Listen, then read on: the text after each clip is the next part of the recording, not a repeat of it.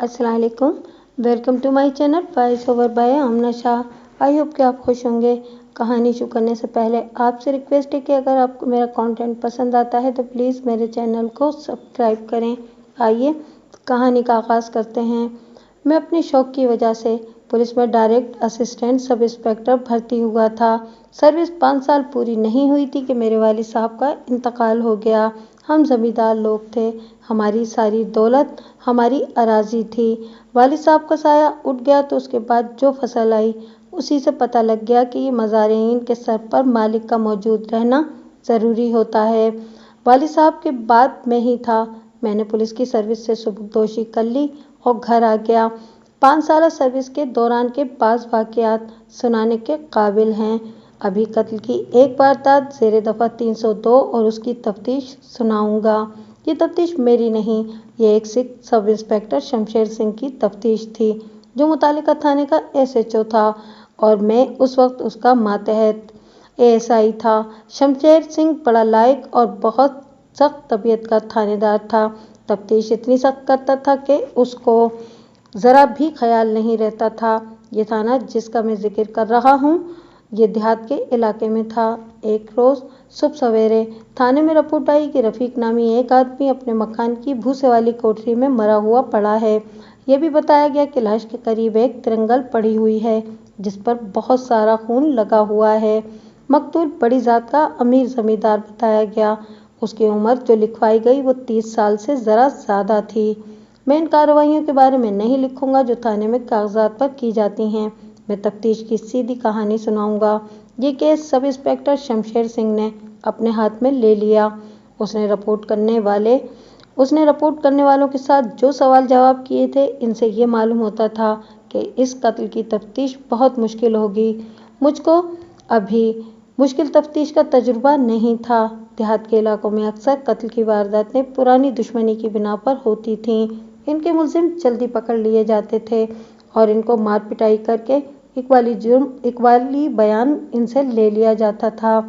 मगर कोई कोई वारदात ऐसी हो जाती थी जिसमें यह भी पता नहीं लगता था कि कत्ल का बाइस क्या है। मकतूल की कोई दुश्मनी नहीं होती थी। इस तरह की वारदातों की तफ्तीश मुझ जैसे कम तजुर्बे वाले ASI के लिए बहुत मुश्किल होती थी। ये वारदात जो मैं बयान कर रहा हूँ ऐसी ही वारदात थी। सब इंस्पेक्टर सरदार शमशेर सिंह बहुत अच्छा आदमी था। इसकी आदतें तो दुआबे के देहाती इलाके के सिक्कों जैसी थीं, लेकिन वो अच्छे बुरे को पहचानता था और इसमें नेक और बद की तमीज़ भी थी। मिसाल के तौर पर मेरे बारे में उसको मालूम था कि ना तजुर्बेकार आदमी हूँ और शायद वो मुझको नालायक भी समझता होगा, लेकिन इसने कभी भी मुझको नालायक या ना तजुर्बेकार नहीं कहा था। वो मेरी ट्रेनिंग करता रहता था। इस वारदात की तफ्तीश में भी उसने मुझको अपने साथ रखा, लेकिन सारी तफ्तीश उसने खुद की। वारदात जिस मकान में हुई थी वो पक्की हवेली जैसा था। इसके 2 हिस्से थे। एक हिस्से में घर वाले खुद रहते थे और दूसरा हिस्सा मवेशियों वगैरह के लिए था। इस हिस्से में भी कमरे बने हुए थे। उसका अलग सहन था। मवेशियों की खुलियाँ भी थीं और सहन में 3 दरख्त भी थे। वहाँ एक कमरा था जिसको देहात में कोठरी कहते हैं। इसमें भूसा रखा हुआ था। अंदर जाकर देखा तो मकतूल मोहम्मद रफ़ी की लाश दरवाजे के पीछे दीवार के साथ पड़ी हुई थी। उसके करीब एक तिरंगल पड़ी हुई पाई गई।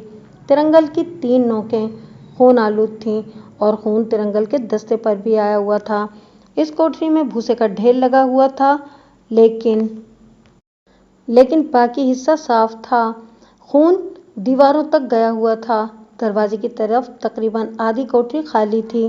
खाली जगह पर भूसा बिखरा हुआ था। कोठरी के एक कोने में एक दरी बिछी हुई थी। एक तकिया भी था और एक कंबल था। इन पारचाजात पर भी खून था। इनकी हालत ऐसी थी जिससे पता लगता था कि मकतूल इन पर लेटा हुआ था या इन पर गिरा था या मरने के पहले इन पर तड़पा होगा। दरी पर कांच की चूड़ियों के टुकड़े पाए गए। इनका रंग सब्ज था। शमशेर सिंह ने दरी और तकिए को और ज़्यादा ध्यान से देखा तो 2 लंबे बाल इनके साथ लगे हुए थे। आपने कत्ल की वारदातों की कहानियाँ पढ़ी होंगी। आपने देखा होगा कि जिस वारदात में कोई औरत होती है तो वारदात की जगह से चूड़ियों के टुकड़े और 1 तो लंबे बाल ज़रूर बरामद होते हैं। हाँ, बाल इस वक्त बरामद होते हैं जब औरत इस जगह ज़्यादा दिन रही हो और चूड़ियों के टुकड़े इस वारदात में मिलते हैं जिसमें औरत के साथ तशद्दुद किया गया हो। ऐसा होता है कि औरत अपनी मर्जी और खुशी से किसी आदमी के साथ होती है तो भी पलंग या चारपाई पर टूटी हुई चूड़ियों के एक दो टुकड़े मिल जाते हैं। चूड़ियों और बालों से जाए वारदात पर औरत की मौजूदगी की शहादत मिलती है। इस वारदात में भी बालों और चूड़ियों की शहादत पाई गई। इस कोठरी में दरी, तकिया और कंबल साफ बताते थे कि इनको यहाँ किस मकसद के लिए बिछाया हुआ था। ये मामला बिल्कुल साफ था कि कत्ल का बाइस औरत है। इस औरत को सामने लाना शमशेर सिंह का काम था। मकतूल के जिस्म पर जो ज़रबें पाई गईं वो 2 जख्म थे जो सुराखों की शक्ल के थे। ये दोनों मकतूल की ठोड़ी के नीचे थे। जिस्म पर कहीं और कोई जख्म नहीं था और न ही कोई चोट थी। अगर वहाँ खूनालूद तिरंगल ना होता तो ये समझना भी बहुत मुश्किल था कि इसको कत्ल किया गया है। शमशेर सिंह ने तिरंगल अपने हाथ में पकड़ी और उसकी नोकें मकतूल की ठोड़ी के नीचे दोनों जख्मों पर रखीं। दोनों नोकें दोनों जख्मों पर बिल्कुल फिट आ गईं। देखो एका के, शमशेर सिंह ने मुझको कहा, इसको इस तिरंगल से हलाक किया गया है। ये लेटा हुआ होगा या कातिल के साथ लड़ते झगड़ते पीठ के बल गिरा होगा। कातिल ने तिरंगल इसकी ठोड़ी के नीचे रखकर इतने गुस्से से दबाई कि तिरंगल की 2 उंगलियां उसकी शेरक में साफ उतर गईं। ये देख, ये शेरक कट गई है और ये तिरंगल अंदर ऐसी जगह चली गई है जहां से सांस वाली नाली में भी सुराख हो गया है। अगर इस शख्स में हिम्मत होती तो इन जख्मों के साथ भी बाहर जा सकता था, लेकिन ऐसे लगता है जैसे कातिल ने इसके गले से तिरंगल उस वक्त निकाली जब ये मर चुका था या खून इसके फेफड़ों में चला गया था। ये तो अब पोस्टमार्टम रिपोर्ट में पता चलेगा। शहर वालों ने तिरंगल नहीं देखी होगी। देहात में लोग इसको उमूमन इस्तेमाल करते हैं और इससे भूसा भी इकट्ठा करते हैं। ये एक लंबा बांस होता है जिसके आगे इंसान के हाथों की तरह 3 या 4 उंगलियां बनी हुई होती हैं। हर उंगली की लंबाई एक बारिश के बराबर या 5 इंच ज़्यादा होती है। हर उंगली आगे से नोकीली होती है। इस्तेमाल करते करते नोकें इतनी बारीक और तेज़ हो जाती हैं कि ज़रा सा दबाव डालने से इंसान के जिस्म में दाखिल हो जाती हैं। खून के छींटे एक दीवार और किवाड़ के पिछली तरफ भी पड़े हुए थे। पता लगता था कि मकतूल इतना नहीं तड़पा। अगर तड़पता तो कोठरी में बहुत सारी जगह पर तड़पने के निशानात होते और खून हर जगह होता। शमशेर सिंह का कहना ठीक था कि कातिल ने इसको मौत के वाक़े हो जाने तक दबा कर रखा। तिरंगल को अपने कब्जे में ले लिया और लाश को हमने पोस्टमार्टम के लिए अस्पताल रवाना कर दिया। बाहर आकर सहन में देखा, फर्श तो कच्चा था लेकिन वहां इतने ज़्यादा लोग आ चुके थे कि कत्ल के खुरे लापता हो गए थे। हवेली के इस हिस्से और रिहायशी हिस्से के दरमियान जो दीवार थी इसमें एक दरवाज़ा था। ये इधर उधर आने जाने के काम आता था। इस हिस्से की अलग डेवड़ी थी जो साफ नहीं थी। इसमें से मवेशी अंदर बाहर आते जाते थे और देहात सफाई का कौन ख्याल रखता है। सब इंस्पेक्टर शमशेर सिंह ने इसी डेवड़ी में तफ्तीश के लिए बैठने का हुक्म जारी कर दिया।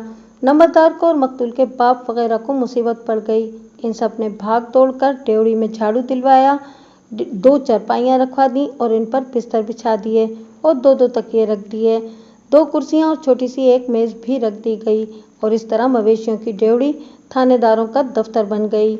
मकतूल के बाप को बुलाकर बिठाया और पूछा कि उसकी किसके साथ दुश्मनी थी। उसने खानदान का नाम लिया। इसके साथ इनकी खानदानी दुश्मनी थी जिसको पुरानी अदावत कहते हैं, वो चल रही थी। 2 साल पहले दोनों खानदानों की लड़ाई हुई थी। इसमें दोनों तरफ के आदमी जख्मी हुए थे और एक मर गया था। दोनों तरफ के आदमी गिरफ्तार हुए थे। मकतूल और इसके एक चचा या शायद मामू के बेटे पर कत्ल की फर्द जुर्म लगी थी, लेकिन अदम सबूत होने की बिना पर दोनों बरी हो गए थे। लड़ाई में दोनों तरफ के ज़्यादा आदमी हो तो किसी एक या 2 मुल्जिमों के खिलाफ कत्ल साबित करना बहुत मुश्किल होता है। यह हमारे मुश्तबा थे।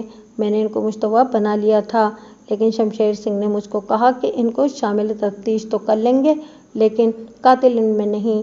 इसने ये बात इस वजह से कही थी कि वारदात वाली रात कोठरी में एक औरत की मौजूदगी की शहादत मिली थी। ये हो सकता है कि मकतूल के दुश्मनों ने इसको कत्ल करने के लिए इस औरत को इस्तेमाल किया हो। शमशेर सिंह ने कहा, इस औरत ने मकतूल को फांस लिया होगा और मुलाकात इस कोठरी में तय हुई होगी। मकतूल इस फंदे में आ गया और दुश्मनों के हाथों मारा गया। नंबरदार को कहा है कि इस खानदान के सब आदमियों को इधर इकट्ठा करके ले आए और कोई आदमी गैर हाजिर ना हो।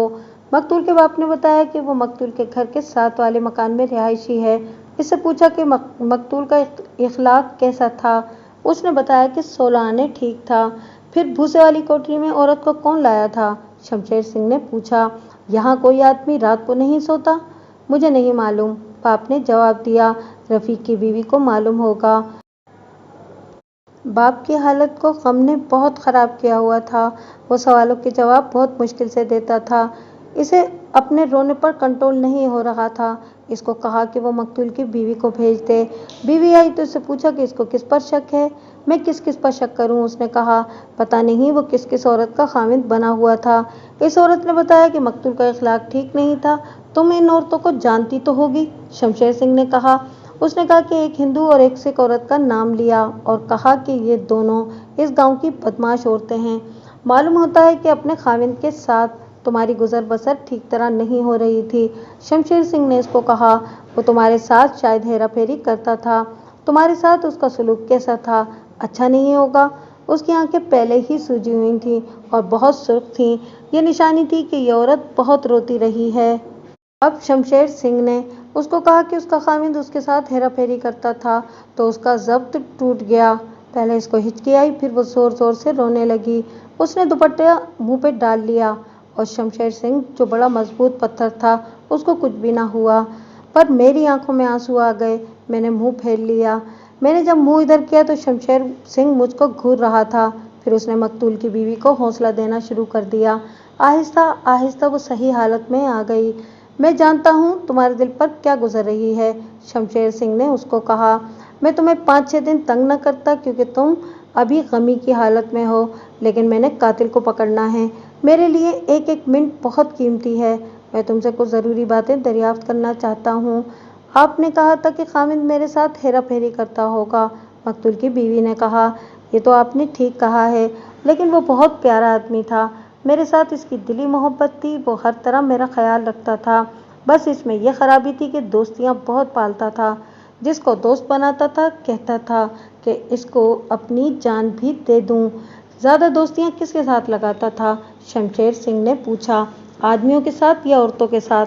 दोनों के साथ, औरत ने जवाब दिया। तुमने कभी इसको मना नहीं किया था? मना तो मैं करती थी, मकतूल की बीवी ने जवाब दिया।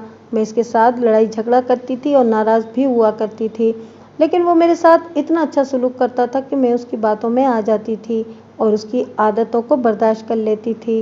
इसका मतलब ये हुआ कि तुम इसके साथ खुश रहती थी? मैं तो सच्चे दिल से इसके साथ खुश रहती थी, उसकी बेवा ने जवाब दिया, और वो मेरे साथ खुश रहता था।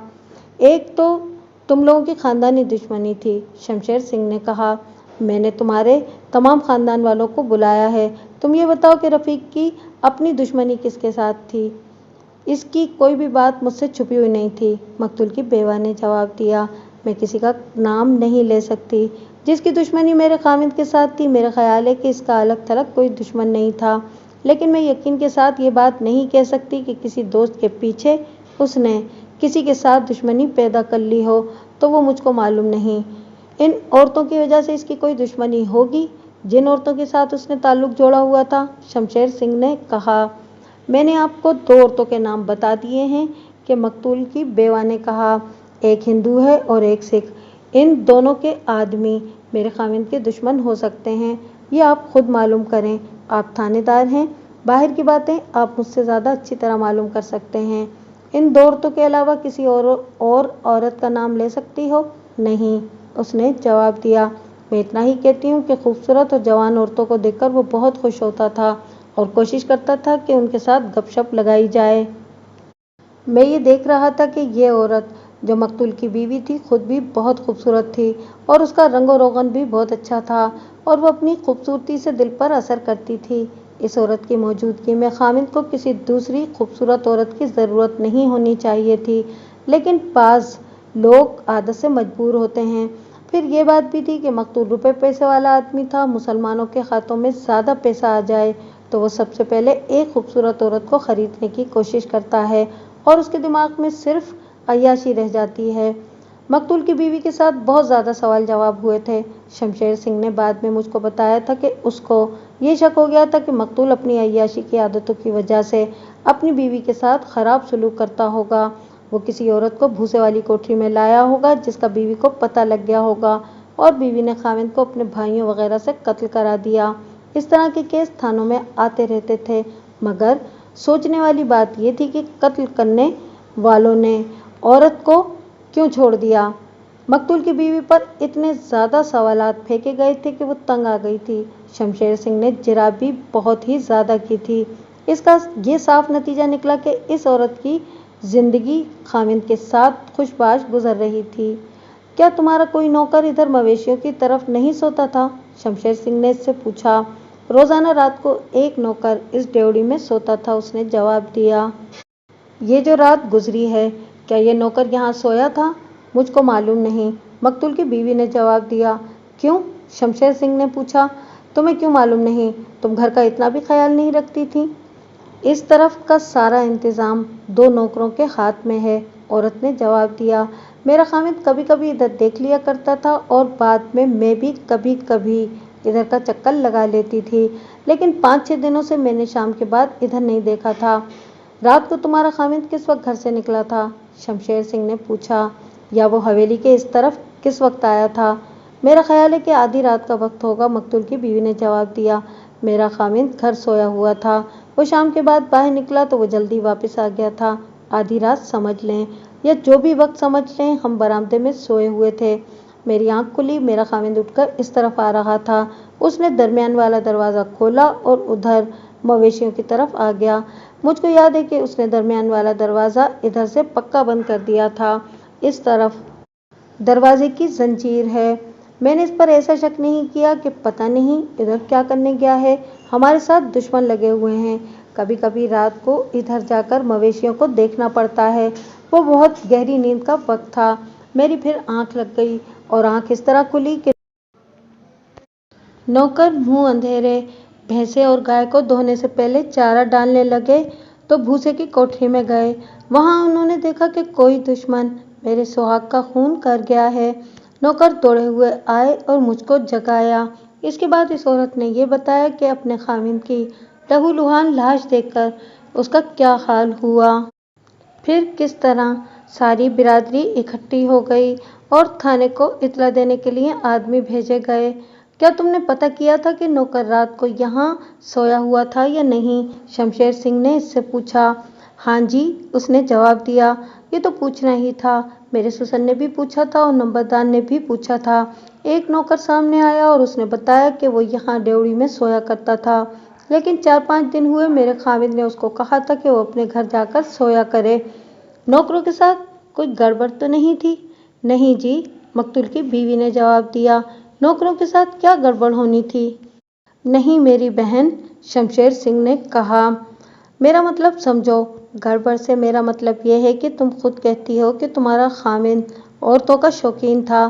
شاید ایسی بات ہو کہ نوکروں یا مزاروں سے کسی کی بیٹی، بیوی یا بہن کے ساتھ اس نے تعلق جوڑا ہوا ہو یا جوڑنے کی کوشش کی ہو۔ تم کہو گی کہ ان کمین لوگوں میں اتنی جرأت نہیں ہو سکتی، لیکن میں یہ بتاتا ہوں کہ غیرت کے جوش میں آیا ہوا آدمی اپنی اور دوسرے کی حیثیت نہیں دیکھا کرتا۔ ایسا ہو سکتا ہے، عورت نے کہا۔ مجھ کو بھی پتہ نہیں لگا، اگر پتہ لگ جاتا تو میں اس عورت کے پورے خاندان کو گاؤں سے نکلوا دیتی۔ اس عورت سے جو کچھ معلوم کرنا تھا وہ کر لیا تھا۔ اس عورت سے جو کچھ معلوم کرنا تھا وہ کر لیا تھا۔ اس کو کہا کہ وہ چلی جائے۔ یہ پتہ لگ گیا تھا کہ مقتول رنگین مزاج کا تھا، اس کی بیوی کو اس کی ساری عیاشیوں اور باہر کی بدمعاشیوں کا پتہ نہیں لگ سکتا تھا۔ یہ سارا معاملہ معلوم کرنے کے لیے شمشیر سنگھ نے مجھ کو کہا کہ نمبردار کو اندر لے آؤ۔ میں اس کو لے آیا۔ شمشیر سنگھ نے اس کو کہا کہ وہ مقتول کے بارے میں بتائے۔ نمبردار نے تصدیق کر دی کہ مقتول عورتوں کا شوقین تھا۔ اس کی بیوی اس کے ساتھ لڑتی جھگڑتی نہیں تھی؟ شمشیر سنگھ نے پوچھا۔ نہیں سرکار، نمبردار نے جواب دیا۔ یہ میری گواہی لکھ لیں کہ میاں بیوی میں بہت محبت تھی اور ہنسی خوشی رہتے تھے۔ یہ تو آپ ساری برادری سے معلوم کر سکتے ہیں۔ رفیق بیوی کو ہمیشہ خوش رکھتا تھا اور گھر کا سارا اختیار اس نے بیوی کو دیا ہوا تھا۔ برادری میں بیاہ شادیوں پر शादियों और तकरीबात वगैरह के मौके पर लेना देना बीवी के हाथों होता था।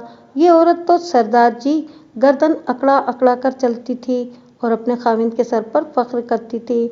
आप ये शक दिल से निकाल दें कि रफीक को बीवी ने इसके करतूतों से तंग आकर मरवा दिया होगा। एक बात बताओ, शमशेर सिंह ने नंबरदार से पूछा, क्या तुम जानते हो कि मकतूल के ताल्लुकात किसी नौकर या मज़ारे की घर की औरत के साथ थे? एक औरत के साथ थे। नंबरदार ने जवाब दिया, ये इसकी एक नौकर की बहन है जो 1.5 साल से बेवा होकर घर में बैठी है। क्या तुम इस आदमी को जानते हो जो इस ड्योढ़ी में सोया करता था? जानता हूँ, नंबरदार ने जवाब दिया। वो बाहर मौजूद है। रफीक का याराना इसी नौकर की बहन के साथ था। सुना है कि 5-6 दिनों से मकतूल ने इस नौकर को यहाँ सोने से मना किया हुआ था। शमशेर सिंह ने कहा, इस बारे में तुम कुछ बता सकते हो?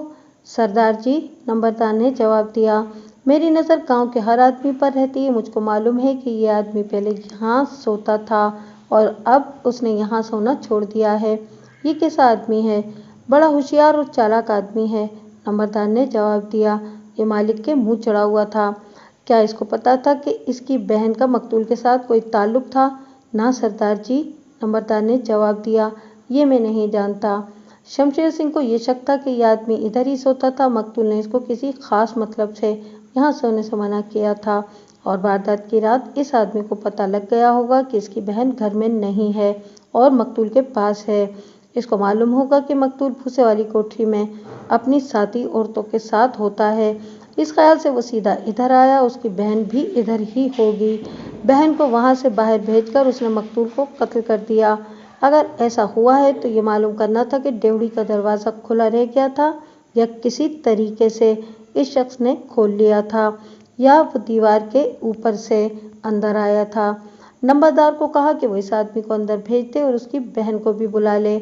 मकतूल का ये नौकर देहात के नौकरों की तरह नहीं था। देहाती नौकर बहुत सीधे होते हैं और बिल्कुल ही गरीब लगते हैं। आमतौर पर इनका हाल हुलिया और लिबास मेला और फटा पुराना होता है और इनकी हरकतें और बातें ऐसी होती हैं जिनसे यकीन हो जाता है कि इनको दुनिया में किसी चीज़ के साथ दिलचस्पी नहीं और ये सिर्फ इस काम के लिए दुनिया में आए हैं कि अपने मालिकों की खिदमत करें और मालिक बची कुची रोटी दें और दोनों ईदों पर 1-2 रुपये दें तो ये सच्चे दिल से कबूल कर लें। लेकिन ये शख्स जो मकतूल का नौकर बताया गया था, ऐसा नौकर नहीं था। हकीकत में वो नौकर लगता ही नहीं था। इसके कपड़े अच्छे और साफ सुथरे थे। इसके पाँव में तिल्ले वाली जूती थी और सर पर मलमल की पगड़ी थी जिसको कलफ लगी हुई थी। इसने अपना नाम अली नवाज बताया। गांव में इसको उलिया उलिया कहते थे। देख ओए उलिये, शमशेर सिंह ने उसको कहा, झूठ मत बोलना। झूठ बोलोगे भी कैसे? मुझको ठीक बातें बताने वाले बहुत हैं, खाल उतार लूँगा। जनाब सरदार साहब, उसने कहा, आप पूछे क्या पूछते हैं? मेरे जवाब को छोड़ें, जिससे मर्जी चाहे पूछ लें। झूठ निकलेगा तो हथकड़ी आपके पास है, बांध लेना। रात को तुम कहाँ सोए थे? अपने घर में, उसने जवाब दिया। तुम घर से निकले थे? शमशेर सिंह ने कहा, और तुम यहाँ आए थे? नहीं जनाब सरदार जी, उसने कहा, आपको किसी ने गलत बताया है। अगर रात को मैं यहाँ आता तो चौधरी रफीक कत्ल न होता। मालूम नहीं उसने मुझको यहाँ सोने से क्यों मना कर दिया था। क्या चौधरी रफीक यहाँ ख़वातीन को लाता था? जब मैं यहाँ सोता था तो इस वक्त तो वो कभी किसी को यहाँ नहीं लाया था, उसने जवाब दिया। सरदार साहब, उसको भूसे वाली कोठरी में लाने की किसी को क्या ज़रूरत थी? वो तो बादशाह आदमी था, इसके पास और भी जगह थी। इससे भी पूछा था कि मकतूल का ताल्लुक किस किस के साथ था। उसने इसी हिंदू औरत और सिख औरत का नाम बताया जो मकतूल की बीवी बता चुकी थी। एक औरत और भी है उलिये, शमशेर सिंह ने कहा। वो मुझको मालूम नहीं, उलिये ने जवाब दिया। तुम उसको भी जानते हो उलिये? शमशेर सिंह ने कहा। एक आदमी कत्ल हो गया है, मुझको किसी की भी इज्जत की परवाह नहीं। तुम शराफत से नहीं बोलोगे तो मैं दूसरे तरीके से बुलवा लूँगा। खुद ही बता दो तो अच्छे रहोगे। वो सोच में पड़ गया। फौरन बोल, शमशेर सिंह ने कहा। मैं तेरे बाप का नौकर नहीं हूँ कि तेरे जवाब के इंतज़ार में बैठा रहूँगा। उठ और दरवाज़ा खोलकर बाहर देख, तेरी बहन मौजूद है या नहीं। उठ और देख।